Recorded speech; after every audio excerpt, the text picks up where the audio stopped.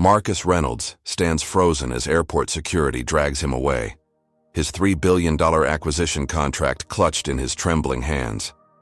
Ironically, the airline that humiliated him hours ago is the same one he's about to purchase and systematically dismantle. Through tears, he smiles.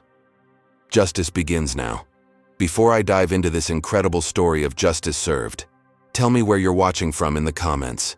Hit that like button if you've ever witnessed discrimination and subscribe to hear more stories of people fighting back against injustice. Now let's see how a moment of discrimination led to one of the most remarkable corporate takeovers in American history. Marcus Reynolds wasn't just any CEO. At 42, he had built Phoenix Technologies from nothing into a $5 billion tech empire that specialized in revolutionary software solutions. His story embodied the American dream, rising from poverty in Detroit's hardest neighborhoods to become one of the most respected business leaders in the country. As a child, Marcus watched his single mother work 3 jobs to keep food on the table. Their small apartment often went without heat in Michigan's brutal winters, but never without books. His mother insisted education would be his ticket out. She was right. Marcus studied relentlessly, earning a full scholarship to MIT, where he graduated top of his class in computer science. Starting Phoenix Technologies in his garage with just 2 employees, Marcus had faced every obstacle imaginable. Investors initially refused to meet with him. Banks denied loans despite his flawless business plan. Potential clients questioned if his kind could deliver sophisticated technology solutions. Yet through sheer brilliance and determination, Marcus proved them all wrong.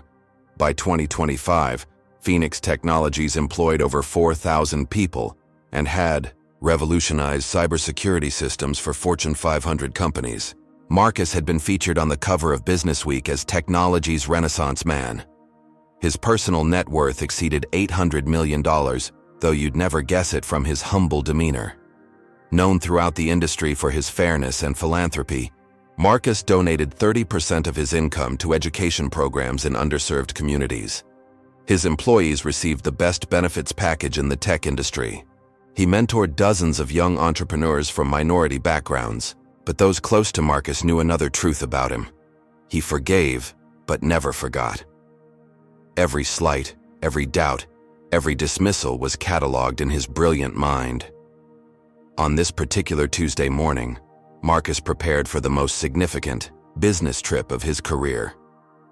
Phoenix Technologies was finalizing the acquisition of SkyTech, a revolutionary aviation software company whose technology could predict mechanical failures before they occurred. The $3 billion deal would transform air travel safety worldwide. Marcus dressed with particular care that morning.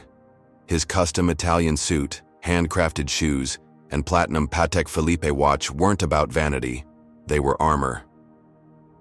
In a world that still judged him first by his skin color, Marcus had learned that impeccable presentation gave him precious seconds to be judged by his character instead. "Everything confirmed, Mr. Reynolds," his assistant Zoe chirped over the phone as his driver navigated toward Liberty Airlines terminal. "First-class ticket, pre-check clearance, VIP lounge access, and your Atlanta team is ready for the signing ceremony. Weather looks clear for an on-time arrival." "Perfect, Zoe. Thanks." Marcus reviewed the contract details one final time on his tablet. The SkyTech acquisition would cement Phoenix Technologies as an innovation leader across multiple industries. The board had authorized the purchase after months of due diligence, and Marcus had personally guaranteed the performance metrics to nervous shareholders. As the car pulled up to Liberty Airlines' first-class drop-off, Marcus noticed several passengers doing double takes. He was used to it. People who didn't expect to see someone who looked like him arriving in a Bentley with a driver.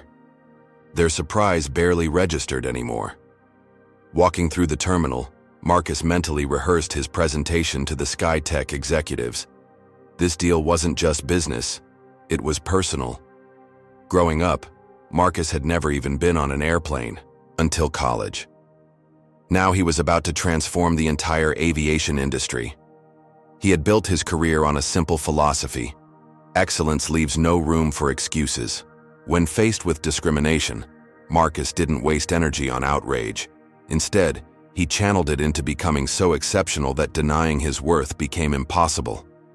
This approach had served him well, until today. Approaching Liberty Airlines, VIP check-in, Marcus noticed the staff exchanging glances. A subtle tension crept into the air, like a barometer dropping before a storm. Something felt off, but Marcus dismissed the feeling. After all, he was just another first-class passenger with somewhere important to be.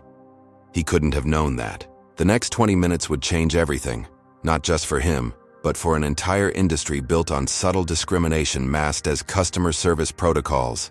Marcus approached the first-class line with his digital boarding pass displayed on his phone. He stood with the quiet confidence of someone who belonged exactly where he was. The boarding area buzzed with the usual pre-flight energy. Business, travelers on calls, families corralling excited children, airline staff moving with practiced efficiency.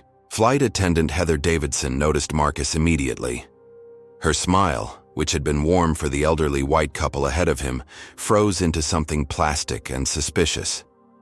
Marcus had seen that transformation countless times before. The subtle shift when certain people decided he didn't belong. "Can I help you?" Heather asked with artificial sweetness as Marcus reached the front of the line. Her emphasis on "you" carried a weight Marcus instantly recognized. "Good morning," Marcus replied pleasantly, holding up his phone. "First-class boarding for Flight 1857 to Atlanta." Heather's eyes narrowed slightly. "Are you sure you're in the right line? Economy boarding is over there." She pointed toward the significantly longer line across the terminal. "I'm positive," Marcus replied, voice level despite the familiar sting. "I have a first-class ticket. See?" He zoomed in on the boarding pass, clearly showing first class and his seat assignment 2A. Heather frowned, her skepticism undisguised. "This doesn't look right. These tickets are over $3,000. Let me get my supervisor."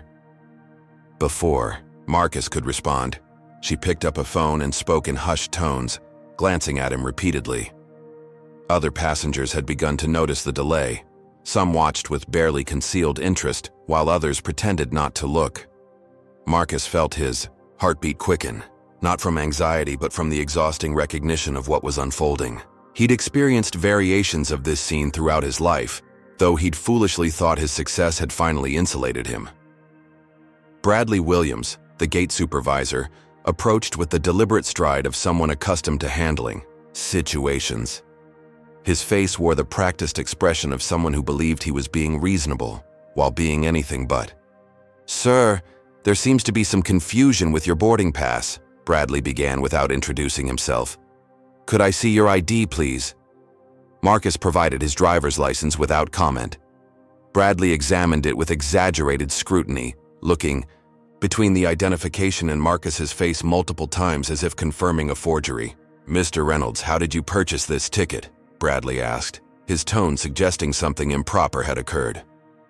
"Through my company's travel portal, same as I do every week," Marcus answered calmly, though he felt dozens of eyes watching. The interaction. A young woman nearby had her phone raised, seemingly recording the encounter. "And you're claiming this is your first-class ticket?" Bradley continued, emphasis on claiming, making it clear he didn't believe it. "I'm not claiming anything. It is my ticket, purchased legally, for seat 2A. Marcus kept his voice measured despite the growing knot of anger in his stomach. Bradley tapped aggressively on a tablet. "Our system shows some irregularities with this booking. There must have been a computer error." He didn't bother making his lie convincing. "We're going to need to verify some information. Step aside, please." Marcus didn't move. "What irregularities specifically?" "I've flown first class on Liberty over 30 times this year alone." Instead of answering, Bradley motioned subtly to two security guards who had materialized nearby. "Sir, if you could step aside so other passengers can board." The security guards moved closer, hands resting on their tasers. The message was clear: make a scene, and things would escalate quickly. The young woman recording had been joined by others, phones raised like silent witnesses. Bradley lowered his voice to a stage whisper that managed to be both quiet and perfectly audible to nearby passengers. "Look, we can resolve this easily. As a courtesy, We'll allow you to board with economy-class passengers. We just can't verify the validity of this first-class ticket." The humiliation burned through Marcus like acid. He was being offered courtesy to receive what he had already purchased. Every instinct screamed to stand his ground, to demand respect, to call his lawyers.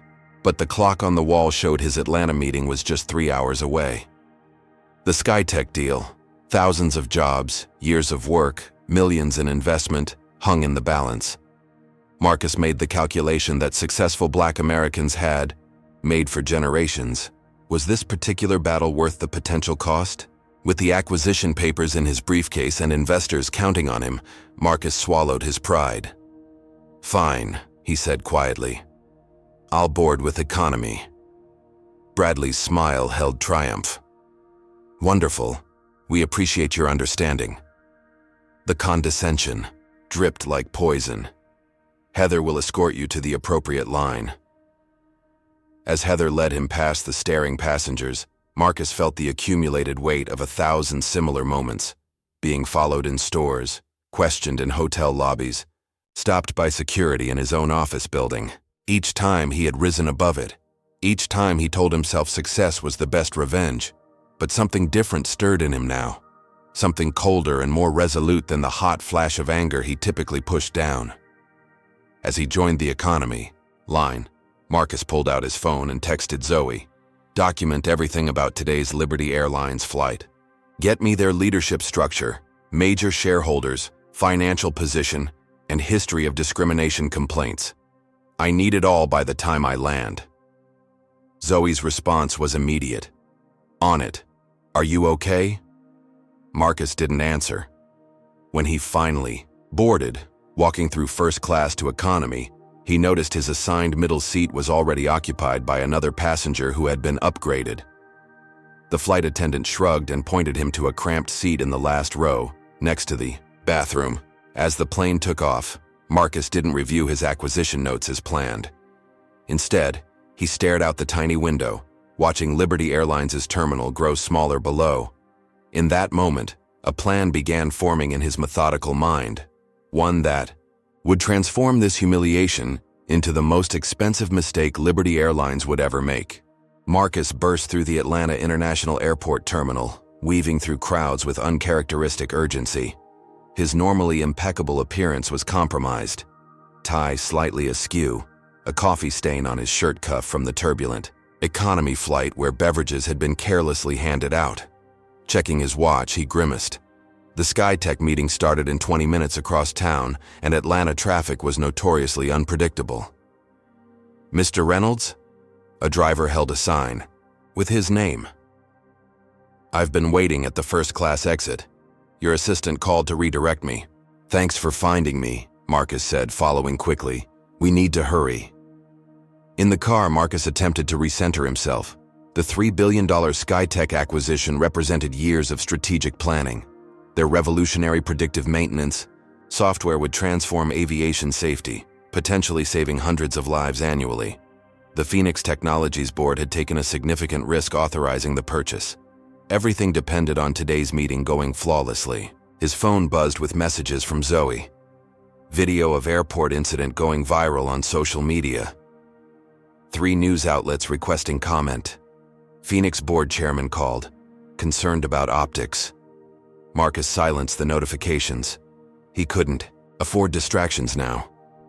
The SkyTech headquarters loomed ahead, a gleaming tower of glass and steel. Marcus straightened his tie and stepped out of the car, projecting confidence he didn't feel. The receptionist's eyes widened slightly in recognition as he approached. "Mr. Reynolds, the executives are waiting in the penthouse boardroom." In the elevator. Marcus caught his reflection in the polished doors. He looked tired, the morning's humiliation etched in the tension around his eyes. He forced his shoulders back, jaw set. Weakness wasn't an option. The boardroom doors opened to reveal 6 SkyTech executives in perfect suits, led by CEO Thomas Harrison. Their expressions shifted subtly as they noticed Marcus's arrival from the public elevator, rather than the VIP entrance, his slightly disheveled appearance. "Marcus, we expected you an hour ago for the pre-meeting," Thomas said, not offering to shake hands. And your team? Traffic, Marcus replied simply. My team is coordinating remotely. Let's proceed. Thomas's eyes narrowed slightly. We were surprised to receive word that you arrived economy class. Not what we expected from a company proposing a multi-billion-dollar acquisition. The implication hung in the air. If Phoenix Technologies couldn't afford first-class travel, for its CEO, perhaps its financial position wasn't as strong as reported. Marcus felt the deal slipping before negotiations even began. A minor airline mishap, Marcus responded smoothly. Nothing that affects our business today. The SkyTech CFO slid a revised term sheet across the table. In light of recent market volatility, we've reconsidered some aspects of the agreement. Marcus scanned the document, anger flaring behind his professional mask. The new terms included a 15% price increase and onerous performance guarantees. They were sensing weakness and pouncing. Would you have stood your ground at the airport, even if it meant risking this crucial business deal? Comment number 1, if you believe Marcus should have fought the discrimination immediately, or number 2, if you think he made the right strategic choice to prioritize his business. Hit that like button if you've ever had to swallow your pride to achieve a greater goal. Just as Marcus prepared to counter, his phone buzzed with incoming calls from 3 Phoenix board members. The airport video was spreading faster than anticipated. Simultaneously, Thomas received a message that made him frown deeply. Is there something you'd like to tell us about an incident this morning? Thomas asked, turning his tablet to show. A news headline, Tech CEO racially profiled by Liberty Airlines. Marcus's mind raced. The situation was deteriorating rapidly, but he recognized an opportunity within the chaos. He closed the term sheet. Thomas, let me be direct. Yes, I experienced discrimination this morning, but that's not why I'm here. I'm here because Phoenix Technologies wants to acquire SkyTech because your predictive maintenance algorithms are the best in the world, and combined with our security protocols, we can revolutionize aviation safety. Marcus stood, commanding, the room through sheer presence. The incident this morning is irrelevant to our business discussion. Unless what? Thomas asked, leaning forward. Unless Liberty Airlines is more important to your business than you've disclosed in due diligence. Thomas paled slightly. Liberty Airlines was SkyTech's largest undisclosed client, accounting for 40% of their revenue. A fact Marcus had suspected, but just confirmed through Thomas's reaction. The dynamic shifted instantly. Marcus wasn't just a CEO who had been humiliated. He was a strategic thinker who had just identified leverageable intelligence. As Marcus prepared to exploit this advantage, his phone lit up with a message from James, his chief of staff who had been investigating since his initial text to Zoe. Found internal Liberty communications, not a one-time incident. Passenger, quality control protocol specifically targets minorities in premium classes. Documented pattern. We have enough for legal action. Marcus's expression remained neutral, but inside, clarity crystallized. What had seemed like 2 separate crises, the humiliation at the airport and the suddenly precarious business deal, were actually connected opportunities. Liberty Airlines hadn't just insulted him, they'd handed him the key to their destruction. Let's take a 30-minute break, Marcus suggested calmly. I need to address some communications, and you might want to reconsider whether these new terms reflect the partnership we both want. Thomas hesitated, then nodded. As the executives filed out, Marcus made 2 calls, first to his legal team, then to his chief financial officer. By the time negotiations resumed, Marcus had a completely new strategy, one that would address both the morning's injustice and the business at hand in ways no one in the room could anticipate. What would you do if you discovered a company had a systematic policy of discrimination? Would you seek legal justice, business revenge, or both? As Marcus prepared to return to the negotiating table, he faced exactly this question. But the answer he found would shake an entire industry to its foundations. Marcus canceled his victory dinner reservation. What should have been a celebration of the SkyTech acquisition, which he'd salvaged through sheer negotiating brilliance despite the morning's setbacks, now felt hollow. Instead, he assembled an investigative war room in his Atlanta hotel suite. Put everything on the monitors, Marcus instructed as his team arranged laptops around the presidential suite. James, his chief of staff, directed information flow while Zoe coordinated remote team members. By 9 p.m., 12 Phoenix Technologies employees were working in synchronized determination. Liberty Airlines has 324 documented discrimination complaints, filed in the last 3 years, reported Alexis from Legal Affairs, pointing to a spreadsheet. 87% were quietly settled with NDAs. No pattern was officially established because they ensured cases remained isolated. Marcus studied the data. Find those complainants. See which ones might talk despite the NDAs. There's usually language allowing disclosure for legal proceedings. Already on it, Alexis confirmed. 7 former complainants have agreed to speak with us. Their stories are disturbingly similar to yours. On the main screen, a timeline populated with incidents. A black neurosurgeon removed from first class after a white passenger complained about feeling uncomfortable. A renowned Latina federal judge questioned about her ticket authenticity for 40 minutes until she missed her flight. A Korean tech executive seated in the back, despite his platinum status. This isn't random, Marcus observed. This is systematic. James nodded grimly. Their legal department processes these cases with assembly line efficiency. Standard offer is $50,000 plus flight vouchers in exchange for silence. They've budgeted for discrimination, Marcus said quietly, the realization igniting cold fury in his chest. It's cheaper for them to pay off victims than change their practices. A notification pinged on the center monitor. Liberty Airlines' public relations department had issued a statement. We regret the misunderstanding with Mr. Reynolds and are investigating the circumstances. Liberty Airlines is committed to treating all passengers with dignity and respect. Misunderstanding, Marcus repeated, the word bitter in his mouth. Show me my options. Zoe presented 3 pathways on her tablet. 1. Accept Liberty's inevitable settlement offer, likely $250,000 given his profile. 2. File a high-profile discrimination lawsuit seeking punitive damages. 3.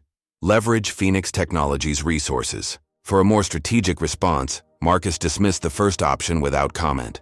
The second felt insufficient.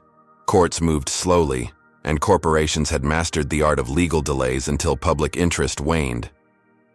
What's behind door number 3? He asked Zoe. Something unprecedented, she replied, sliding over a confidential folder. But it requires resources even Phoenix might struggle to mobilize. As Marcus reviewed the contents, his phone rang with an unknown number. He put it on speaker. Mr. Reynolds, this is Richard Whitman, CEO of Liberty Airlines. The voice carried artificial warmth. I wanted to personally express my regret about this morning's unfortunate incident. Marcus signaled his team to record the call. I appreciate your concern, Mr. Whitman. These situations are always complex, but I want to assure you we're taking this very seriously. Our preliminary investigation suggests some confusion about our boarding protocols.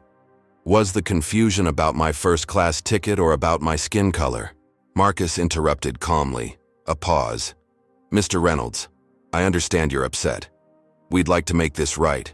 Our legal team is prepared to offer generous compensation for any inconvenience. I'm not interested in hush money, Mr. Whitman. Another, longer pause. I admire your principles, but perhaps we should discuss this privately. Between businessmen, I'm sure we can find a solution beneficial to all parties. The implicit threat hung in the air. Take the money quietly or face consequences. You know, Marcus said conversationally. Before today, I never looked closely at Liberty Airlines as a business entity. That was my oversight. I don't follow, Whitman replied cautiously. Your company's financial structure, leadership demographics, pattern of customer complaints. They tell an interesting story. Mr. Reynolds, a story about a company that has monetized discrimination, Mr. Whitman. You've quantified exactly how much you're willing to pay to maintain a status quo that keeps certain people in their place. These accusations are unfounded and potentially libelous. Whitman's voice hardened. I'd caution you about making statements that could impact your own company's standing. Is that a threat, Mr. Whitman? It's a reality check. Liberty Airlines has relationships throughout the business world. Phoenix Technologies operates in a competitive environment. Bridges burned are difficult to rebuild. Marcus smiled coldly, though Whitman couldn't see it. Thank you for this call, Mr. Whitman. It's been illuminating. After hanging up, Marcus turned to his team. They just escalated this from principal to war. Get our technical team working through the night. I want to know everything about Liberty's booking algorithms, customer segmentation, and preferential treatment patterns. By morning, the results were staggering. Phoenix's best programmers had identified code in Liberty's booking system that flagged potentially disruptive passengers based on name analysis and demographic indicators. The system deprioritized these passengers for upgrades and triggered additional verification for premium bookings. More damning still, a former Liberty employee contacted Phoenix's tip line, providing internal documents about the company's passenger comfort initiative, a euphemism for ensuring certain passengers weren't seated near higher-paying customers who might complain. They've created a digital redlining system for air travel, Marcus said, reviewing the evidence, and they've hidden it behind algorithmic complexity and corporate doublespeak. As dawn broke over Atlanta, Marcus made his decision. A conventional lawsuit would take years and likely end in another private settlement with minimal changes. A media campaign would generate temporary outrage before the next news cycle. Neither approach would create lasting change. Marcus looked at his team, determination hardening his voice. We're going to pursue legal action, but that's just our public move. Our real strategy is something they'll never see coming. What exactly are you planning? James asked. Marcus turned to the window, watching the sunrise illuminate the city. Liberty Airlines discriminated against the wrong person at the wrong time. They didn't just humiliate a passenger.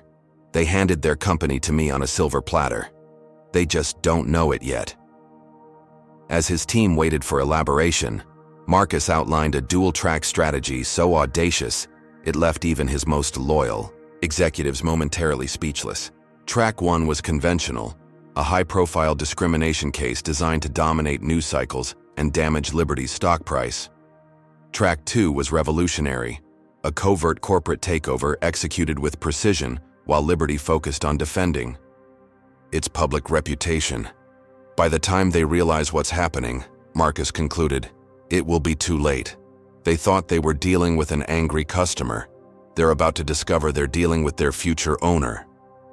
The Liberty Airlines crisis management team assembled in their Chicago headquarters before dawn. The company's stock had dropped 12% in pre-market trading following the viral video of Marcus Reynolds' treatment and his subsequent media appearances. Boycott Liberty was trending nationwide. Damage control options? Demanded CEO Richard Whitman, addressing the anxious executives around the polished conference table. Standard playbook, replied Vanessa Chen, Chief Communications Officer. We've issued the Committed to Diversity statement, promised a thorough investigation, and suspended the employees involved pending review. That's not enough, snapped Whitman. This Reynolds guy isn't taking our settlement offers. He's going scorched earth. Leonard Brooks, Liberty's chief legal officer, slid a folder across the table. We've initiated countermeasures. Our research team found several angles we can exploit to discredit Reynolds. Whitman flipped through the documents, detailed investigations into Marcus's past, business dealings, and personal life. This is thin. A parking ticket from college, a disputed software patent from 2018, a cousin with a misdemeanor. We're working on more, Brooks assured him. Everyone has skeletons. Meanwhile, we've contacted our media partners to run pieces, questioning whether this incident is being exaggerated for publicity or financial gain. Within hours, the counterattack began. A business blog published an article titled, Reynolds Publicity Stunt. Is the Liberty incident manufactured outrage? A financial news site questioned Phoenix Technologies' recent performance. Social media accounts with suspicious creation dates began sharing out-of-context quotes from Marcus's past interviews. At Phoenix headquarters in Seattle, Marcus watched the coordinated assault unfold on multiple screens. His phone hadn't stopped buzzing with concerned calls from friends, family members, and business associates being harassed by reporters, asking leading questions about his character. "They're playing dirty," observed James, bringing in the latest media monitoring report. "Expected," Marcus replied calmly. "When facts aren't on your side, attack the messenger." Zoe rushed in with alarming news. The Banking Regulatory Commission just announced a routine examination of Phoenix Technologies' financial practices.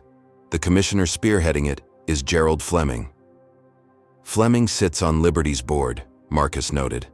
They're using regulatory leverage. The pressure escalated throughout the day. Phoenix's cybersecurity team reported sophisticated attempted intrusions into their systems. The Skytech acquisition suddenly faced additional regulatory review. 3 major Phoenix clients received calls questioning the company's stability. By evening, the attacks had grown personal. Marcus's elderly mother received visits from tabloid reporters at her Detroit home. His daughter's private school reported strangers attempting to access her records. His ex-wife was offered money for revealing interviews. "This is psychological warfare," said Alexis from legal. "They're trying to make you abandon the fight by threatening what you care about." Marcus's face remained impassive, but those who knew him recognized the dangerous stillness that had settled over him. He wasn't retreating, he was calculating. "Call an all-hands meeting," he instructed James. "Every Phoenix employee, in person or virtual, 1 hour." The company's auditorium filled quickly, with thousands more joining via secure video conference. Rumors had been swirling about Liberty's counterattacks and their potential impact on the company. Anxiety was palpable. Marcus took the stage without introduction. The room fell silent. "By now, you've all heard about what happened at Liberty Airlines and the subsequent attacks on our company," he began, his voice steady. "I want to address this directly." He paced slowly across the stage, making eye contact with individuals in the audience. "Liberty Airlines didn't just discriminate against me. They revealed a systematic practice of treating people differently, based on how they look. When challenged, they offered money for silence. When refused, they resorted to intimidation and character assassination." Marcus paused, surveying the rapt audience. "Some have suggested I should accept their settlement for the good of Phoenix Technologies. That fighting a corporation with Liberty's resources endangers what we've built together." His voice hardened. "That's exactly the calculation they expect minorities to make. Accept the injustice, take the token compensation, preserve what little you have instead of demanding everything you deserve." The auditorium remained completely silent. Phoenix Technologies was built to challenge status quo thinking. We succeeded because we refused to accept limitations imposed by others. I'm not fighting Liberty Airlines just for myself. I'm fighting for every person who's ever been told to accept less than full dignity and respect. Applause began, hesitant at first, then building to a thunderous ovation. Marcus raised a hand for quiet. "Liberty has underestimated us. They think they're attacking a civil rights complaint. They don't realize they're facing a strategic corporate response unlike anything they've encountered. This company, your company, will show the world that discrimination isn't just morally wrong. It's a catastrophic business mistake." The response was electric. Employees stood, applauding and cheering, as Marcus outlined a comprehensive plan to weather Liberty's attacks while advancing their own strategy. Technical teams would strengthen cybersecurity. Legal would file for protective orders against harassment. Public relations would maintain message discipline. Everyone would continue executing their regular responsibilities with redoubled focus. As the meeting concluded, the mood had transformed from anxiety to determined solidarity. Employees left with a renewed sense of purpose. They weren't just defending their company, they were part of a historic stand against institutionalized discrimination. In his office afterward, Marcus received unexpected news. A whistleblower from within Liberty had reached out through secure channels, offering internal documents proving the airline had systematically buried discrimination complaints for years. "This is exactly what we needed," Marcus told his core team. "Their aggressive response isn't just unethical, it's creating internal dissent. People with conscience are starting to break ranks." The whistleblower's documents revealed Liberty's customer profile optimization program in disturbing detail. For years, the airline had maintained databases categorizing passengers by perceived value and compatibility, with clear racial and ethnic patterns in their classifications. "This goes beyond my incident," Marcus said, reviewing the evidence. "This is class action territory." As Marcus's legal team prepared to expand their lawsuit to include dozens of previously silenced EWOS victims, Liberty made their most aggressive move yet. Through banking connections, they pressured Phoenix's primary lenders to review their credit facilities, threatening the company's liquidity during the critical SkyTech acquisition period. That evening, Marcus received another call from Liberty CEO Richard Whitman. "Reynolds, this has gone far enough," Whitman said, his voice tense. "You've made your point. We're prepared to offer $50 million and a public apology. Just sign the NDA and end this circus."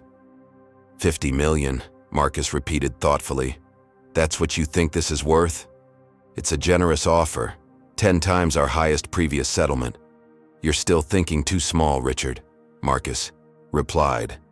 "This isn't about a settlement anymore. What do you want? A board seat, policy input, name it." "I'll tell you exactly what I want," Marcus said, "but not over the phone. Let's meet face to face next week." After hanging up, James looked at Marcus questioningly. "You're not actually considering their offer?"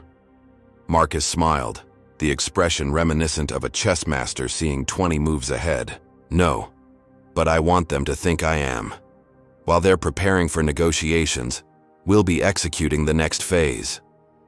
Through the night, Marcus worked with his financial team, liquidating personal investments and securing commitments from aligned investors. By morning, they had assembled a war chest that would shock Liberty when they finally understood its purpose. "They think money can solve their discrimination problem," Marcus told his team as dawn broke. "I'm about to teach them that. Some things cost more than they can possibly imagine." The Phoenix Technologies boardroom crackled with tension. Marcus had called an emergency meeting, and the 12 board members shifted uncomfortably as he stood silently at the head of the table, reviewing documents. "Marcus," began Eleanor Richards, the longest-serving board member, "we support your fight against discrimination, but Liberty Airlines is retaliating against our entire company. The banking review alone has cost us 16 points of market value. Perhaps it's time to consider their settlement offer." Marcus finally looked up. "I didn't call this meeting to discuss settlements. I called it to inform you of our next strategic move." He tapped his tablet, and the wall screen displayed a complex financial model. "We're going to acquire controlling interest in Liberty Airlines." Stunned silence gave way to eruptions of disbelief. "That's impossible," exclaimed CFO William Chen.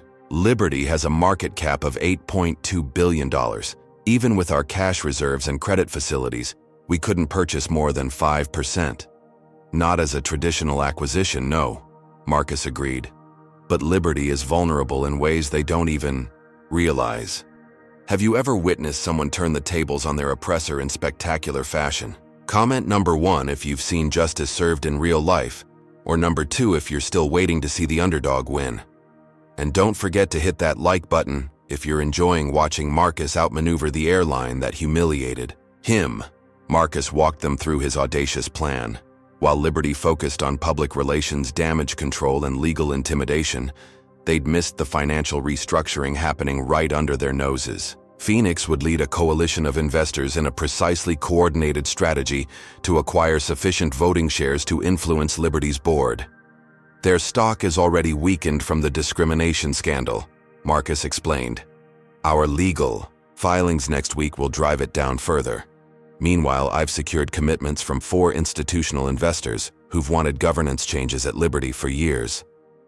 Board member Rajiv Patel shook his head in amazement. "You're not just fighting back, you're executing a hostile takeover." "I prefer to call it corrective acquisition," Marcus replied with a thin smile. "Liberty Airlines has a systemic illness. We're providing the cure they refuse to administer themselves." Despite initial skepticism, Marcus methodically addressed every concern. Yes, the strategy carried risks. Yes, it required resources Phoenix had earmarked for other initiatives. Yes, it ventured beyond their core technology business. Sometimes opportunity and obligation intersect, Marcus concluded. Liberty Airlines didn't just discriminate against me. They exposed a business model that profits from division and prejudice. Transforming that model isn't just morally right, it's a sound business decision. Their technological infrastructure is a decade behind ours. Their customer experience metrics are the worst in the industry. With our expertise, we can revolutionize the company while eliminating discriminatory practices. After 4 hours of intense discussion, the board voted 10-2 to support Marcus's plan. Operation Phoenix, the internal code name for the takeover, was officially launched. Over the next 3 weeks, Marcus orchestrated a financial ballet of breathtaking complexity. Using shell companies, proxy investments, and strategic partnerships, Phoenix gradually accumulated Liberty Airlines shares without triggering reporting requirements. Simultaneously, Marcus met with dissatisfied Liberty minority shareholders, securing their support for board changes. Liberty's leadership remained oblivious, focused instead on their legal and public relations battles. Their stock continued to decline as Marcus's legal team filed an expanded class action lawsuit featuring testimony from former employees about the airline's discriminatory algorithms and passenger profiling systems. The coordinated stock acquisition accelerated after Marcus appeared on Financial Insight, a premier business program. When asked about his dispute with Liberty, he offered a cryptic response. The airline industry is overdue for technological transformation. Companies clinging to outdated operational models and discriminatory practices will soon find themselves obsolete. Financial analysts speculated wildly about Phoenix's potential entry into aviation software, missing the real strategy unfolding behind the scenes. Liberty's stock dropped another 8% on the uncertainty. That evening, Marcus received a panicked call from Richard Whitman. "What the hell are you doing, Reynolds?" the Liberty CEO demanded. "Our stock is in free fall." "Market forces, Richard," Marcus replied calmly. "Investors don't appreciate companies that discriminate, then attack the victims. This is market manipulation. Our legal team is preparing. I suggest you direct your legal team to review your shareholder registry instead," Marcus interrupted. "You might find some interesting developments." The line went silent as Whitman processed the implication. "That's impossible," he finally whispered. "Check your facts, then call me back when you're ready for a real conversation about Liberty's future," Marcus said before hanging up. Within hours, Liberty's leadership discovered the shocking truth. Through various entities, Phoenix-aligned investors had accumulated nearly 30% of Liberty's voting shares. With support from dissatisfied institutional shareholders, Marcus effectively controlled enough votes to reshape the board of directors at the upcoming shareholder meeting. Liberty's executive team convened an emergency session, finally understanding they weren't fighting a discrimination complaint, they were battling for corporate survival. Whitman called Marcus again, his previous arrogance replaced by desperate negotiation. "Name your price to sell the shares back," Whitman pleaded. "We'll double your investment, plus a premium." "I'm not interested in selling," Marcus replied. "I'm interested in governance changes, starting with a board that reflects the diversity of Liberty's passengers and a leadership team committed to equal treatment for all customers." "That's corporate activism, not business." "It's both, Richard. The days of separating ethics from economics are over. Companies that discriminate will find themselves owned by those they discriminated against. Poetic justice, wouldn't you say?" As the shareholder meeting approached, Liberty attempted various defensive maneuvers: poison pill provisions, accelerated voting rights for friendly shareholders, even approaching regulatory agencies claiming national security concerns about foreign ownership, despite Phoenix being an American company. None succeeded. Marcus had anticipated every countermove, structuring the share acquisitions to withstand legal challenges. When Liberty's lawyers sought emergency court intervention, judges found no violations of securities laws or fiduciary duties. The night before the shareholder meeting, Marcus stood alone in his office, looking out over Seattle's skyline. The past month had been the most challenging of his career. He'd liquidated personal assets, worked 20-hour days, and endured continued personal attacks. But tomorrow would justify every sacrifice. His phone chimed with a message from James. Liberty Board offering conditional surrender. They'll accept 3 board seats and executive committee positions if we halt the proxy fight. Marcus texted back a single word. Insufficient. He had not come this far for token representation. Liberty Airlines had revealed its character through discrimination, then compounded it through retaliation. Half measures wouldn't create the systemic change required. Tomorrow, Marcus would take control of the company that had humiliated him, not just to right a personal wrong, but to transform an industry. As he prepared his presentation for the shareholder meeting, Marcus reflected on how a routine business trip had evolved into an unprecedented corporate showdown. Liberty Airlines had seen him as just another black passenger they could mistreat without consequences. They were about to discover how catastrophically they had misjudged both the man and the moment. What would you do if you suddenly controlled the company that discriminated against you? Would you seek revenge or transformation? As Marcus prepared to enter Liberty's headquarters as its effective controller, this question weighed on his mind. The answer would determine not just Liberty's future, but potentially how corporate America addressed discrimination for decades to come. Marcus stepped through Liberty Airlines headquarters' revolving glass doors at precisely 8:30 a.m., flanked by James and Alexis. The security guard's eyes widened in recognition. One reached for his radio before a supervisor hurriedly intervened. "Mr. Reynolds," the supervisor said with forced politeness, "we weren't informed you'd be visiting today." "I'm not visiting," Marcus replied calmly. "I'm attending the board meeting as a major shareholder representative." The marble lobby fell silent as employees recognized the man whose face had dominated news cycles for weeks. Marcus proceeded to the executive elevator, his Phoenix team following with quiet confidence. They had prepared meticulously for this moment, the culmination of Operation Phoenix. On the 38th floor, Marcus was immediately confronted by Bradley Williams, the same supervisor who had humiliated him at the airport, now serving as an executive assistant at headquarters. Bradley paled upon seeing Marcus. "Mr. Reynolds, I didn't know you were expected." "Clearly," Marcus replied, his voice level. "I need to speak with you and Heather Davidson after the board meeting. Have her available." Before Bradley could respond, Richard Whitman emerged from the boardroom, face tight with barely controlled fury. "Reynolds, this is a private board meeting." Marcus handed him a legal document. "As representative of shareholders controlling 37% of voting rights, I'm entitled to board observation status. My attorneys have already communicated this to your general counsel." Whitman scanned the document, searching unsuccessfully for a loophole. Finding none, he reluctantly gestured toward the boardroom. "This doesn't change anything.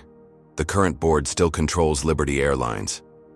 "For the next few hours, perhaps," Marcus replied, entering the boardroom where 12 board members sat in uncomfortable silence. Marcus took his seat at the observers' table, noting the board's composition. 11 white men and 1 white woman. Not a single person of color in leadership at an airline serving a diverse global customer base. The symbolism wasn't lost on anyone present. "Let's continue," said Chairman Walter Bradshaw, avoiding eye contact with Marcus. "We were discussing the shareholder situation."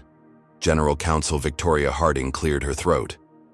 "As I was explaining, Phoenix Technologies and aligned investors have accumulated significant voting power. They've submitted board nominations for today's shareholder meeting that would replace 7 current directors. This is corporate raiding disguised as social justice," protested board member Gerald Fleming, the same man who had initiated the banking review against Phoenix. Marcus remained silent, letting them process the inevitable. The shareholder meeting would begin in 3 hours, and their control of Liberty Airlines would end before lunch. "Perhaps we should discuss transition options," suggested Victoria, the only board member grasping the inescapable reality. "Fighting this will only damage the company further." Chairman Bradshaw pounded the table. "Absolutely not.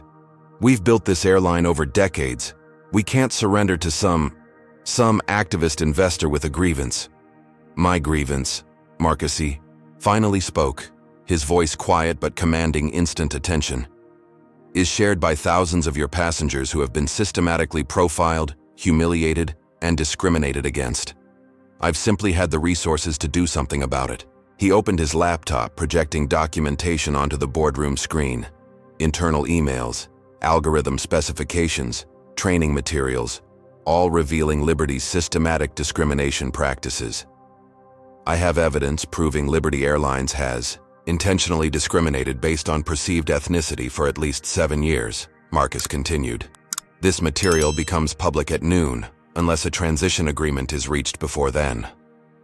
The room fell deadly silent. The documents displayed would not just end careers, they could trigger criminal charges.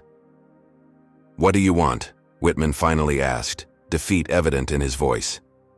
"My team has prepared a comprehensive transition plan," Marcus replied, distributing tablets with detailed proposals, 7 board seats, new executive leadership, full access to all systems and records, implementation of equal treatment protocols with external monitoring, and a victim compensation fund of $200 million. "That's extortion," sputtered Fleming. "That's accountability," Marcus corrected. "You have 2 hours to decide.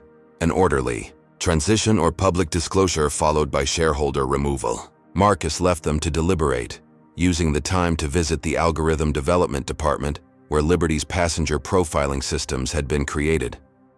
Accompanied by Phoenix's chief technology officer, he interviewed bewildered developers about their customer experience optimization protocols. Many claimed ignorance about the discriminatory impacts of their algorithms. Others admitted concerns had been raised, but dismissed by management. A few broke down, expressing relief that the systems they'd helped build would finally be dismantled. When Marcus returned to the boardroom, the atmosphere had transformed from defiance to resignation. Chairman Bradshaw spoke first. "We've reviewed your terms. The board will approve the leadership changes and other conditions, provided certain legal protections for outgoing executives are included. No immunity for discrimination," Marcus stated firmly. "Current leadership can resign with standard severance or face removal and potential legal consequences. Those directly involved in creating discriminatory systems have 30 minutes to provide complete documentation if they want consideration during inevitable investigations." After another tense hour of negotiations, the transition agreement was finalized. 7 Liberty board members would resign immediately, replaced by Marcus's diverse slate of aviation and technology experts. Richard Whitman would retire as CEO, with James serving as interim chief executive until a permanent replacement was selected. As the documents were being signed, Marcus requested a specific conference room for his next meeting. When he entered, Bradley Williams and Heather Davidson waited nervously. "You both remember me," Marcus said, taking a seat across from them. It wasn't a question. They nodded silently.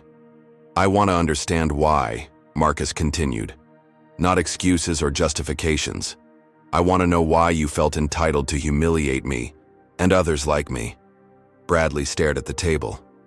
"We were following protocols for passenger verification. Protocols that coincidentally targeted passengers of color in premium classes," Marcus noted. "Did you ever question these protocols?" Heather spoke hesitantly.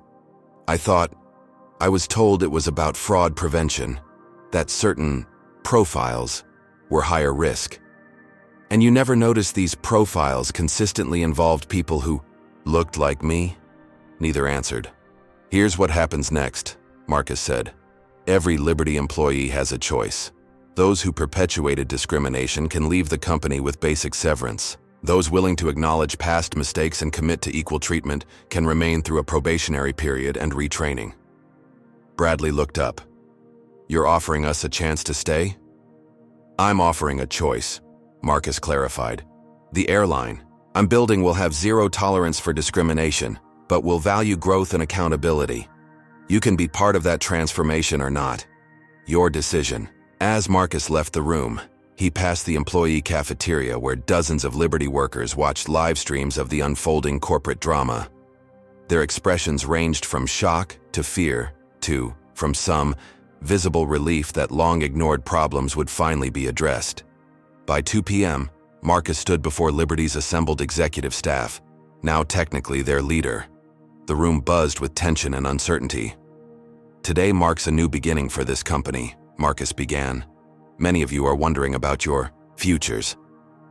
Let me be clear. This transition isn't about revenge. It's about transformation." He outlined his vision for the airline, one where excellence in service extended equally to all passengers, where technology enhanced the travel experience without encoding bias, where employees were valued for performance rather than conformity. "Some believe addressing discrimination comes at the expense of business performance," Marcus continued. "I'm here to prove the opposite. Eliminating discriminatory practices isn't just morally right, it's commercially smart. We've been excluding talented employees and alienating valuable customers based on appearance rather than merit. That ends today." As he concluded his address, Marcus noticed something unexpected. Cautious applause from some employees, growing stronger as others joined. Not universal support, certainly, but enough to suggest that many within Liberty had recognized its flaws and welcomed change. Later that evening, alone in the CEO's office, Whitman's name already removed from the door, Marcus allowed himself a moment of reflection. In less than a month, he had transformed from a humiliated passenger to the controlling influence of the very airline that had discriminated against him. The easy path would have been accepting Liberty's settlement offer. The expected path would have been a conventional lawsuit. Instead, Marcus had rewritten the playbook for addressing corporate discrimination, using business leverage to force systemic change from within. As he reviewed transition plans stretching into the night, Marcus realized this victory carried enormous responsibility. He hadn't just won control of an airline, he'd assumed accountability for thousands of employees and millions of passengers. The real work, transforming Liberty's culture and operations, was just beginning. Dawn broke over Chicago as Marcus surveyed Liberty Airlines headquarters from his temporary office. After 3 exhausting weeks implementing initial changes, today marked the official launch of his most ambitious initiative, the Equal Skies corporate policy that would fundamentally remake the airline's relationship with passengers and employees. "Ready for the all-hands?" asked James, entering with the final presentation deck. Marcus nodded, reviewing the document one last time. This isn't just about new policies. It's about changing the company's DNA. The main auditorium filled with hundreds of Liberty employees while thousands more watched via secure live stream from airports and offices worldwide. Anxiety permeated the room. The company had already experienced significant leadership changes, with dozens of executives departing and new faces arriving daily. Marcus took the stage without introduction, the room instantly quieting. 3 months ago, I boarded a Liberty Airlines flight as a passenger and was humiliated because I didn't fit someone's image of a first-class traveler, he began. Today, I stand before you not seeking revenge but offering rebirth. For the next hour, Marcus outlined the comprehensive transformation plan. Every Liberty employee, from baggage handlers to pilots, would undergo intensive training on bias, recognition, and prevention. Customer service algorithms would be completely rebuilt with third-party oversight to ensure neutrality. Hiring and promotion practices would be restructured to eliminate systemic barriers. But the most important change, Marcus emphasized, involves our fundamental approach to passengers. We're introducing Liberty's Equal Skies Promise, a contractual guarantee that every passenger will receive identical service quality regardless of appearance, accent, name, or background. The auditorium remained silent as Marcus displayed metrics, showing how discrimination had actually damaged Liberty's business performance, alienating potential high-value customers, increasing complaint handling costs, and creating legal liabilities. Treating people differently based on how they look isn't just wrong, it's expensive, Marcus noted. By implementing these changes, we're not just creating a more ethical airline, we're building a more profitable one. As Marcus concluded, the response revealed Liberty's cultural divide. Some employees applauded enthusiastically, clearly relieved by the new direction. Others sat with arms crossed, resistant to change. Most watched cautiously, waiting to see if these transformations would genuinely improve their workplace. Implementation proved challenging. the technical team encountered fierce resistance when redesigning Liberty's booking systems. Multiple developers claimed removing passenger compatibility algorithms would damage the airline's profitability. Marcus brought in external experts who demonstrated how these systems primarily encoded bias rather than legitimate customer preferences.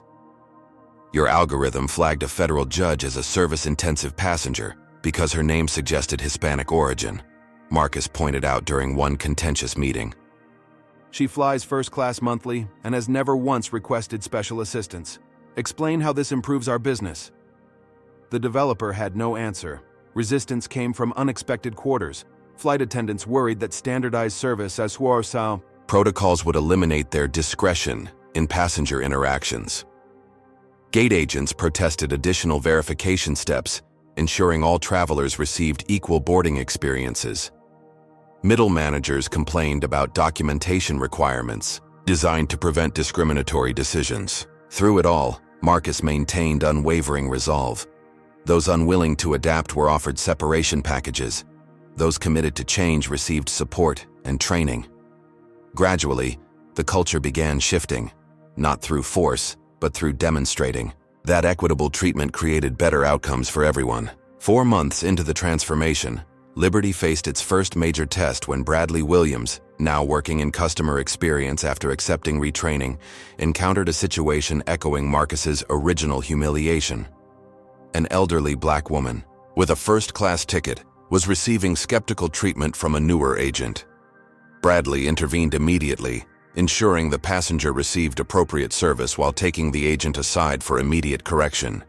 He then documented the incident and recommended additional training for the entire team. When Marcus learned about Bradley's actions, he called him personally. "You could have looked the other way," Marcus noted. "Many would have."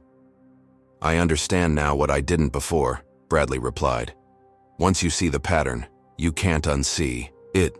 This small victory multiplied as former perpetrators of discrimination became advocates for change. Heather Davidson developed a training program helping flight attendants recognize and address their unconscious biases. Long-term employees began speaking openly about problematic practices they'd previously accepted as normal. The transformation accelerated when the SkyTech acquisition was finally completed. Marcus integrated their predictive maintenance technology, while Phoenix Technologies implemented revolutionary booking and customer service platforms. Liberty, now rebranded as Phoenix Air with a rising Phoenix logo symbolizing rebirth, introduced industry-first guarantees of equal treatment backed by automatic compensation for verified discrimination incidents. Media coverage shifted dramatically. Initial stories about revenge takeover evolved into analyses of revolutionary corporate transformation. Business schools requested case studies. Industry competitors watched nervously as Phoenix Air's customer satisfaction metrics climbed steadily upward. 6 months after gaining control, Marcus appeared on National Morning Today, the country's most watched breakfast program. The host approached skeptically. "Critics say you've turned a business dispute into a social justice crusade at shareholders' expense. How do you respond?" Marcus smiled. "Check our stock price. Up 28% since implementation of Equal Skies. Our first quarter results showed 15% revenue growth while complaints decreased by 60%. Turns out passengers prefer airlines that respect them. Revolutionary concept, isn't it?" Behind the scenes, the transformation took personal toll. Marcus worked punishing hours, dividing time between Phoenix Technologies and the airline. His health suffered, with doctors warning about stress-related consequences. Personal relationships strained under his absence. Old friends complained he'd become inaccessible. Yet witnessing the airline's metamorphosis provided compensation no money could match. Former victims of discrimination now served in leadership positions, their perspectives reshaping operations. Bradley completed his rehabilitation program and earned promotion to Diversity Implementation Manager. Even Richard Whitman, Liberty's former CEO, reached out requesting a meeting to discuss what he'd come to realize about the company he'd led. The most meaningful moment came unexpectedly. During a routine flight inspection, Marcus encountered a flight attendant who had been serving for 30 years. "I need to tell you something," she said privately. "I've been hiding my accent, And background my entire career because Liberty's culture punished ethnic employees. Since your changes, I've finally started using my real name on my badge instead of the Americanized version. It might seem small, but after 30 years of hiding who I am to keep my job, it feels like freedom. As Phoenix Air approached the one-year anniversary of Marcus's original humiliation, the transformation remained incomplete, but undeniable. An airline once defined by systematic discrimination was evolving into an industry leader in equitable treatment, proving that moral imperatives and business success could align perfectly when leadership possessed both courage and vision. 1 year to the day after being denied his rightful first-class seat, Marcus Reynolds boarded Phoenix Air Flight 1857 from Seattle to Atlanta. The symmetry wasn't coincidental. He had specifically arranged to recreate that journey, though everything else had changed. The terminal buzzed with activity around a special podium where company executives gathered for the unveiling of Phoenix Air's Dignity Assurance, the industry's first passenger bill of rights with legally binding commitments to equal treatment, regardless of appearance, accent, name, or background. Cameras flashed as Marcus approached the microphone. 1 year ago, I experienced what thousands of other passengers had endured silently, discrimination disguised as company policy.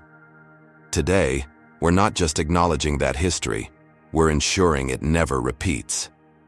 He revealed the Dignity Assurance Pledge, its provisions displayed on screens throughout the terminal.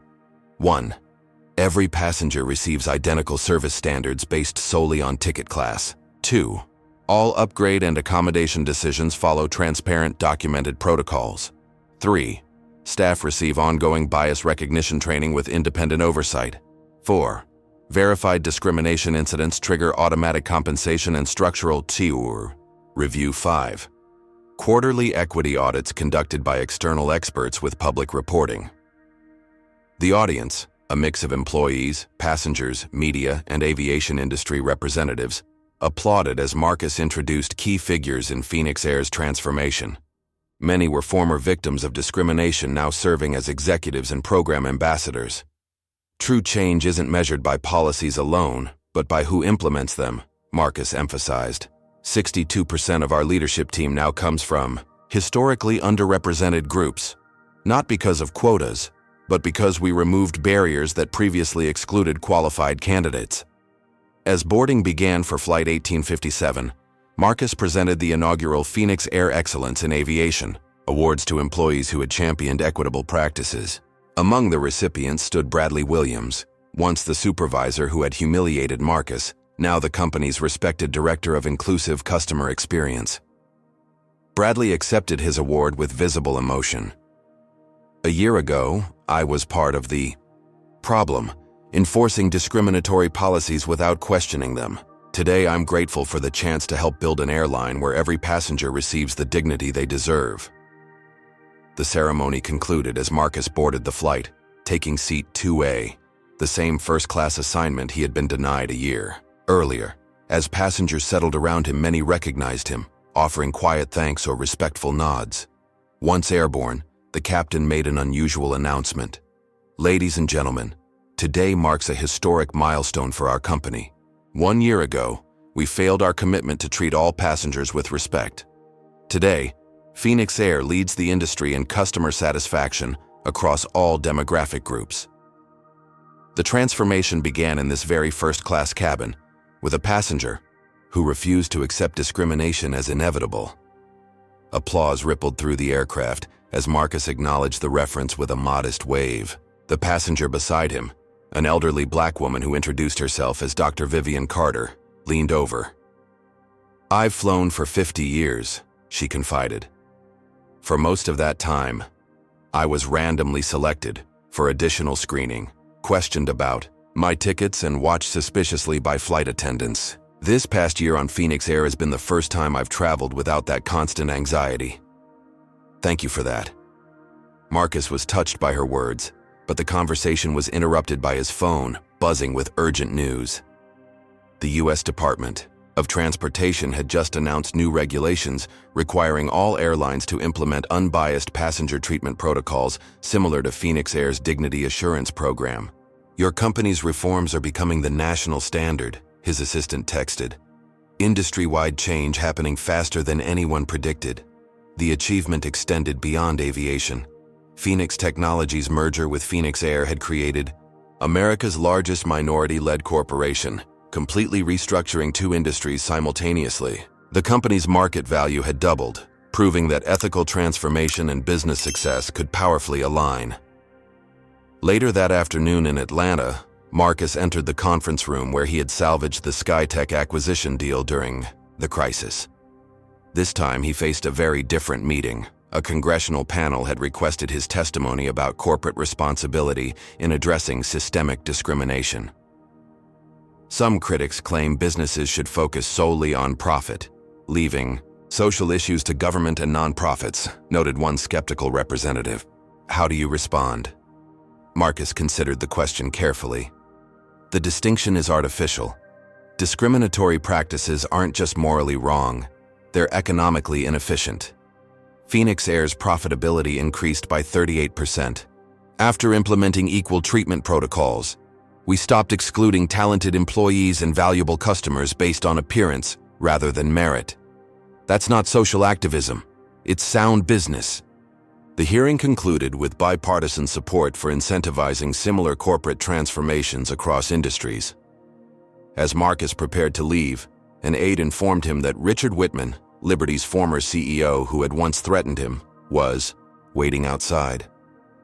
The two men faced each other in a private room, the tension of their history hanging between them. I spent 6 months angry about losing my company, Whitman began.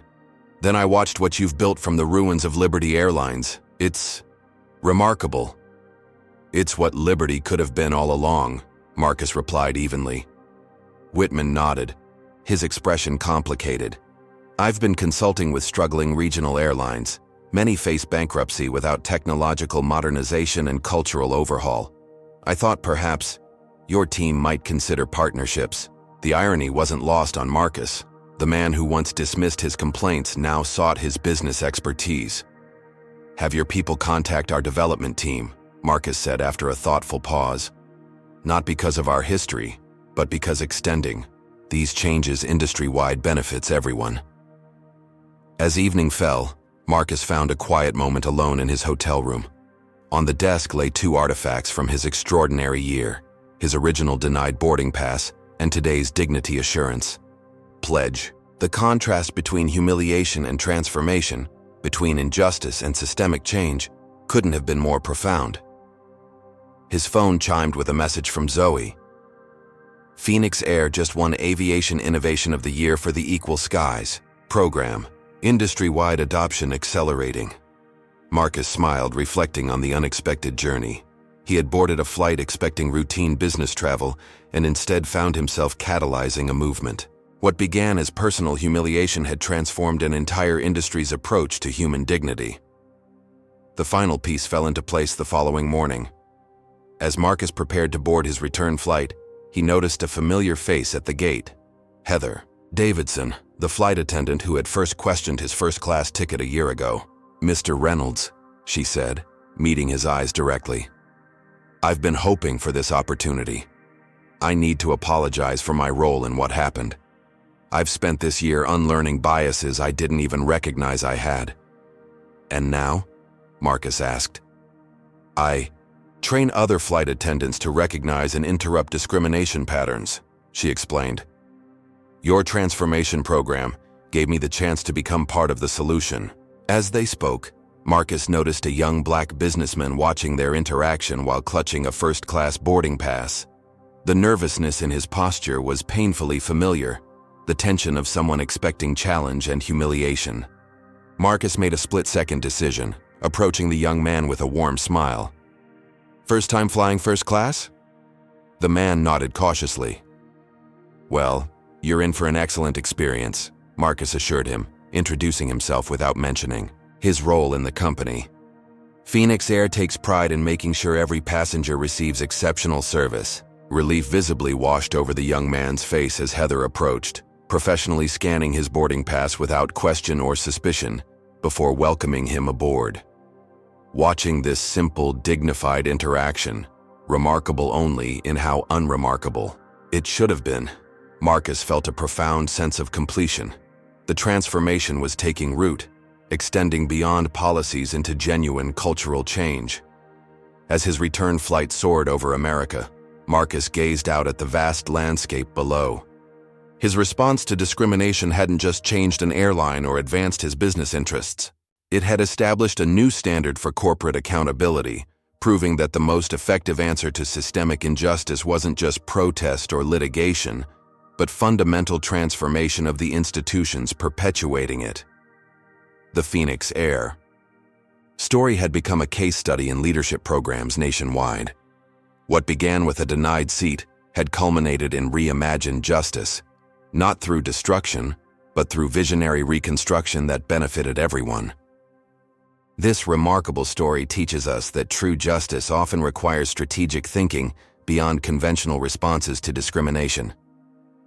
Marcus could have accepted the settlement or pursued a standard lawsuit, but he recognized an opportunity to create systemic change. His approach demonstrates that combining moral courage with business acumen can transform entire industries. The most powerful response to discrimination isn't always immediate confrontation or quiet acceptance. Sometimes it's methodical, strategic action that addresses root causes. Marcus didn't just win personal vindication. He created a blueprint for institutional transformation that benefited everyone. His journey reminds us that change requires both vision and persistence. The path from victim to changemaker involved sacrifice, risk, and unwavering commitment to a larger purpose. Most importantly, Marcus understood that dismantling discriminatory systems creates better outcomes for all stakeholders, employees, customers, and shareholders alike. The Phoenix Air transformation proves that ethical leadership and business success aren't opposing forces. By replacing discrimination with dignity, Marcus didn't just right a personal wrong. He built a more profitable, innovative company that became an industry standard bearer. What would you do if you encountered discrimination today? Would you fight back, document everything, and work to create lasting change like Marcus did? Leave a comment below sharing how you've stood up against racism or injustice in your own life. If this story inspired you, please hit the like button, subscribe to hear more incredible stories of triumph over adversity, and share this video with someone who needs to be reminded that one person can transform an entire system. Thank you for watching, and remember, the most powerful response to discrimination isn't just resisting what exists, but reimagining what could be.